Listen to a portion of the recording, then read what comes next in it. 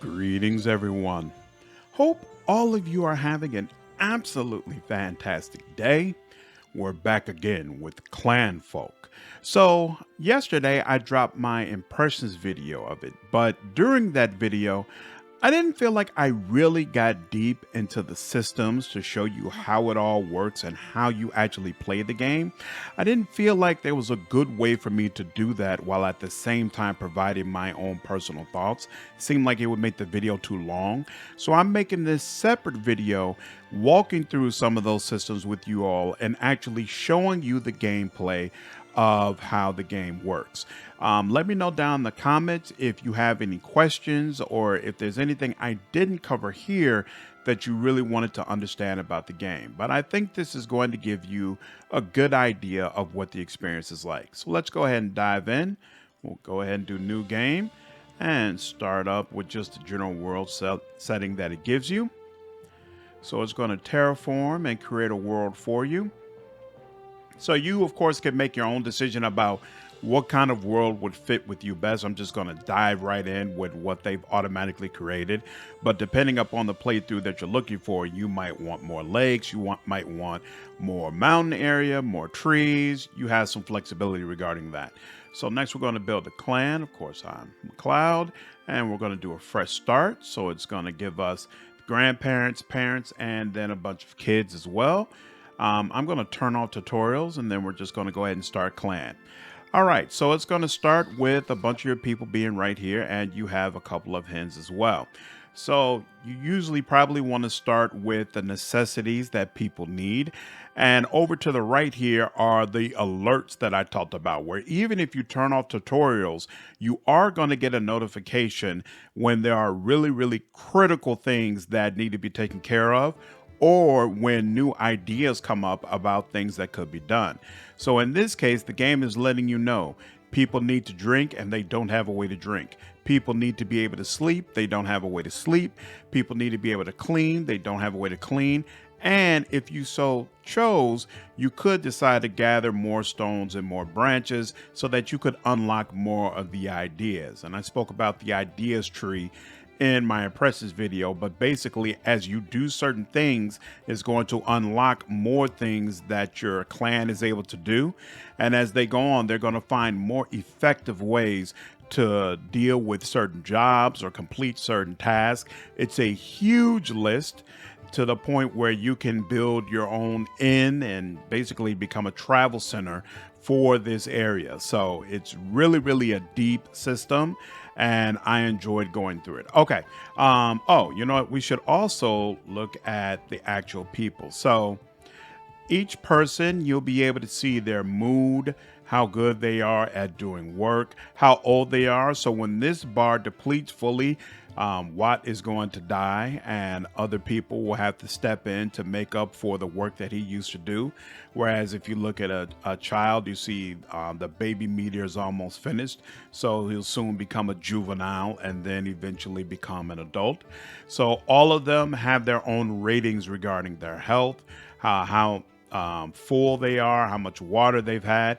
You don't really have to worry about these meters going down as long as you set it up where when the meters get low, they'll automatically go for food, water, and the things that they need. They'll take care of all the things that they have to do on their own.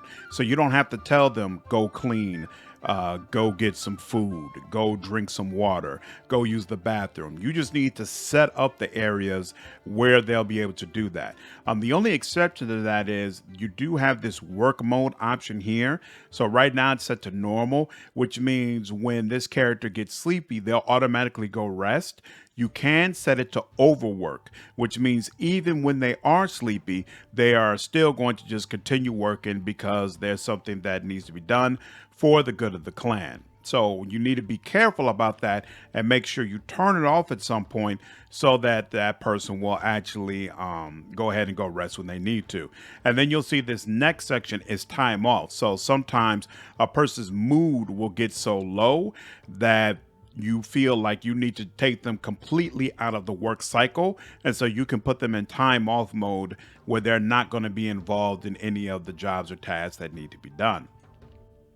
Outside of that, I think most of this is self-explanatory. How much sleep have you gotten? How warm are you? How clean do you feel? Are you able to use the bathroom?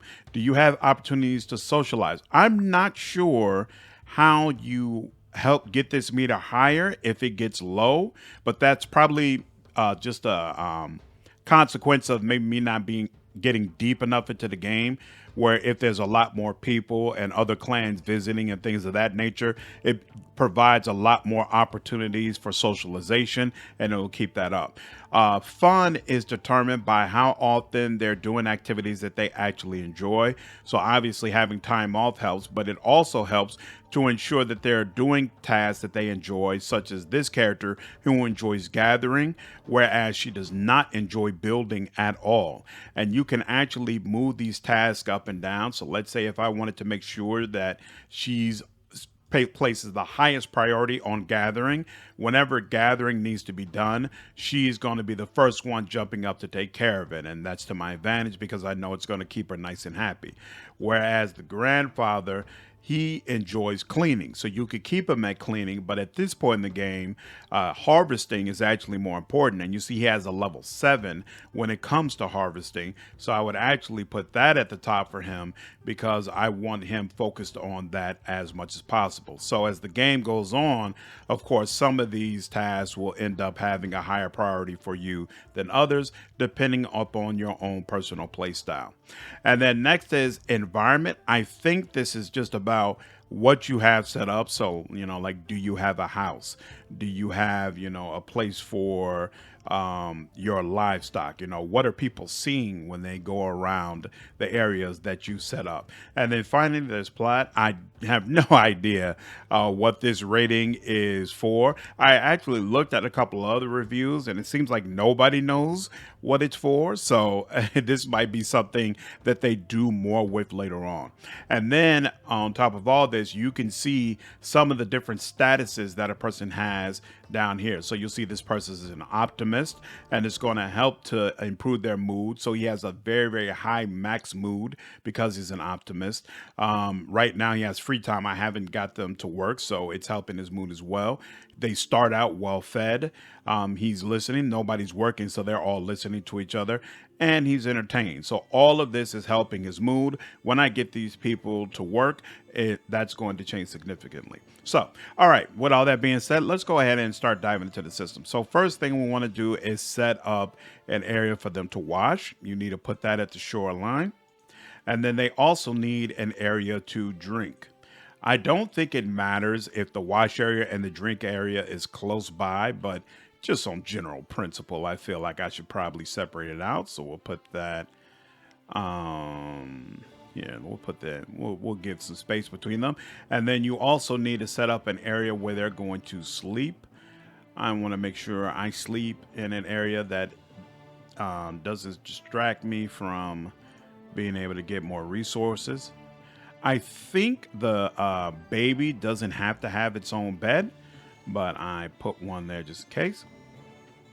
Okay, now it's telling you also need stones and you need branches. So in order to collect those, you're going to go into jobs and you can take the job, gather stones. And then you have to find an area on the map where you can see stones and people will be able to pick them up. So for this, I can go ahead and go here and then I'll see a bunch of stones. Stones, of course, do not mold or rot, so you can pick as many as you want in a particular time frame, whereas berries are good for food, but they do spoil after a while, so you don't want to go ahead and get a ton. You just want to get a few at a time to ensure that you have the food that you need, and then leave it at that. So now we have people working on stones and berries, and actually we'll also get some people working on getting some branches for us as well.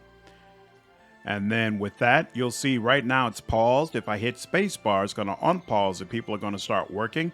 If you want to speed up the amount of time it takes for them to work, you can either press 2, which will speed up times 2, or 3, which is going to speed it up times 4. If everybody's sleeping, I think it'll automatically make the top speed times 12. So you can quickly get them back up and get back to work.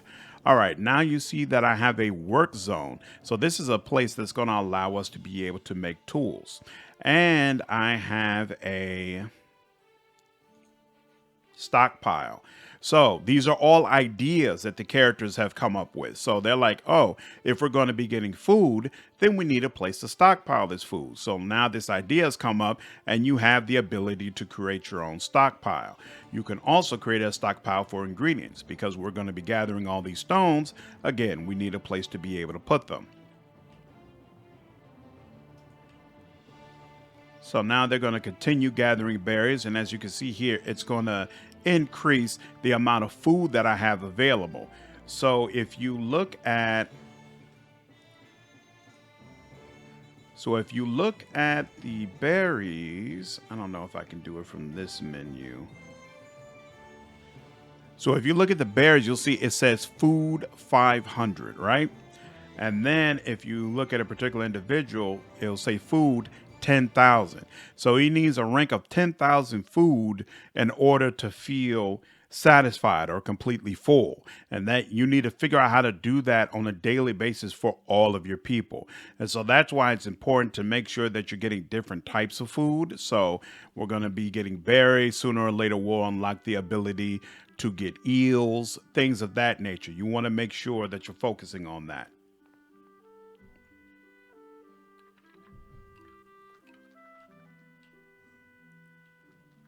And then as they continue working, okay, sooner or later, you'll be able to unlock the next thing. So now we have a sickle. So if you go back to your work zone, which allows you to create new tools, you'll see that you have a stone sickle here, and that's going to unlock the ability for you to do things that you weren't able to do before. So we can go ahead and click on this stone sickle, but I actually want people to really prioritize getting this stone sickle done as soon as possible. So I'm going to raise the priority to 10 to help ensure that they're working on this and get this done ASAP.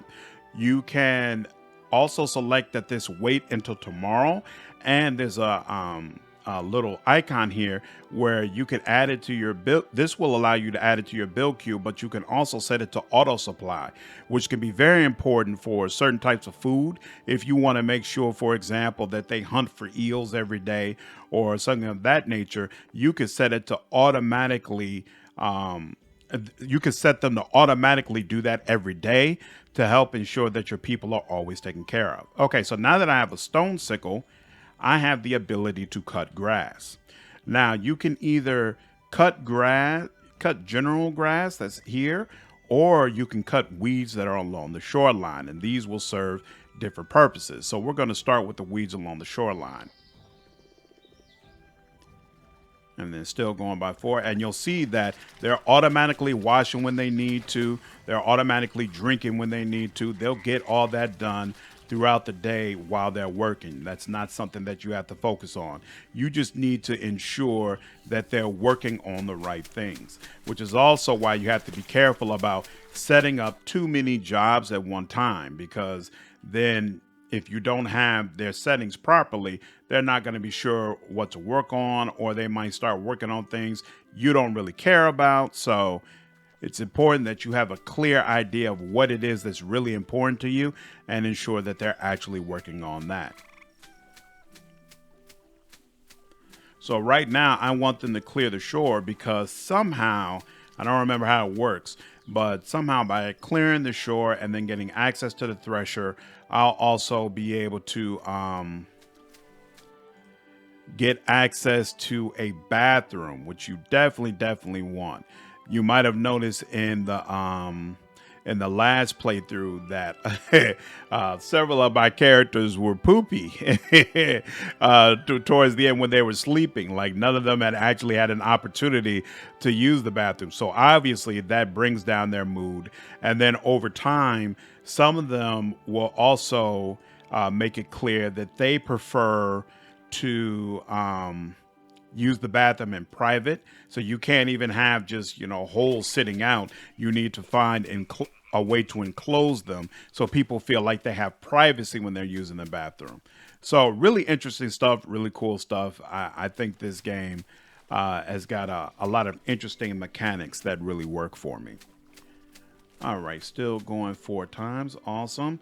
And we're starting to run low on berries. I can see that. So actually, let me go ahead and have somebody work on getting some more of those for us. I don't know what determines where the bear. Oh, that's right. There are the little bushes there, so I have to find those. And we've got crops. So now that we're cutting out more of the shoreline, we're able to put crops, put these reeds here that will be then be able to cut down for seeds and things of that nature. And is the thresher finished creating? Okay, we've already got the thresher. Okay, so now we also have the ability to create straw and flex them, so we can go ahead and do that. And we need hay. Hey, and now that we have eels from our traps, we have access to the cooking fire. So let's go ahead and place that. So you need to be careful about where you place the cooking fire because it throws sparks. And then at some point, you also notice right on the warmth, it says rain stops. So that means you also eventually want to get to the point where you put it in some sort of enclosure so that you won't be prevented from cooking just because there's rain outside. I want to put it separate from everything else. So I guess that spot is as good as any because again, those sparks will ignite things around it. You definitely do not want that. And in fact, let's go ahead and prioritize this because I want to get us working on more food ASAP. And I forgot, process at the thresher for seeds and I forgot, how do I get hay?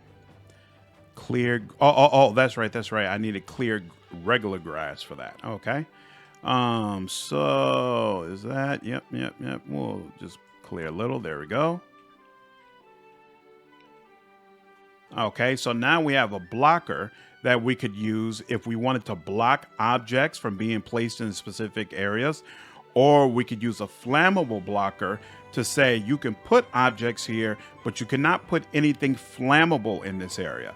I'm not worried about either, so I'm not going to do that, but later on in your playthrough, it might definitely be useful. So now we can create a stone hoe, which is going to allow us to do more things. In fact, I think the stone hoe is what allows us to be able to make a bathroom. And then you see, if I wanted to, I've got a hay wall, I've got a hay roof, and I got a straw door. So I could make a whole house if I wanted to. But right now, I'm more interested in just kind of going through and showing you all how the general systems work. We'll get some more branches. We've unlocked hayseed now, which we can plant or use to do more things. But you also see there's wild animals coming out and about. Later on, you get the ability to hunt these wild animals and use their hides for things. So it's actually to your advantage that they're there. Okay, so now finally, we have a poop hole. So I just feel like this should probably be separate from, there we go. So let's just go ahead and we'll put two there, and then, we'll put one separate there. And actually, I think I will go ahead and build a wall around it, enclosure around it rather, since I know there are some people who need privacy. That's actually bigger than what I need to be, but whatever.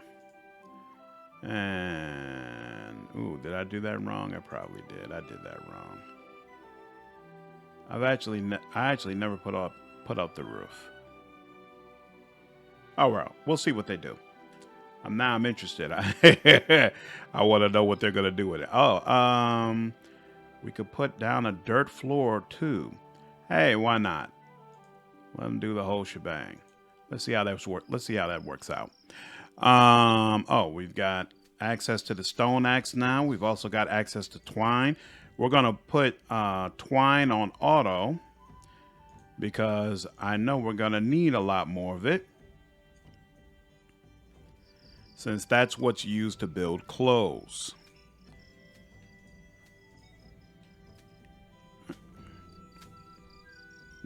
Flax sheaf needs to be processed at the thresher. So I'm doing this automatically, but I'm doing this rather manually. But again, all of these can be set to auto supply so that it's easier for you when you're building up to larger things. And as you see, they already got the fire going, making it easy for us to go ahead and use the raw eels that we collect. And let's see. Oh, they're already building this. Excellent. And it's, oh, they don't have enough straw in order to be able to finish it out. So let me go ahead. Jobs. Is there more around the shoreline here? Yep. Let's go ahead and get, oh, and we can get clay now. So clay you collect from the shoreline as well. Yep. There we go. Here. I'm prioritizing straw a little bit more. Okay, and let's actually check on people real quick. So, not having fun because I'm working the dog crap out of everybody, but most of the stats, pretty good. Everybody's healthy, everybody's happy. When their water and food get low, we have water and food for them to be able to use, so we're all good. We just need more straw so that we can finish this enclosure. And then people who are okay using the bathroom outside, they have that. If they need it inside, they have that as well. As anybody who's, oh, sorry, I didn't realize I had paused it. There we go. As anybody who is actually good at these games will tell you, I am no maestro at this. There's probably a more efficient way to get this done, probably a more efficient way to go about doing these tasks. But I figured at the very least, this content would be useful to you to get an idea of how the systems work and how you can basically go through the game. And this actually brings us pretty much to the end of the first day. I think I've given you all a pretty good general idea of how you go through this, and we've made some pretty good progress through all of the different ideas. But as you can see, there's a very, very long list that'll give you plenty of content to go through as you creatively decide how to ensure this clan is going to last for generations. Hope all of you enjoyed this video. If you did, please leave me a like, share this content, and subscribe to the channel if you haven't already. I will see you all in the next video. Take care.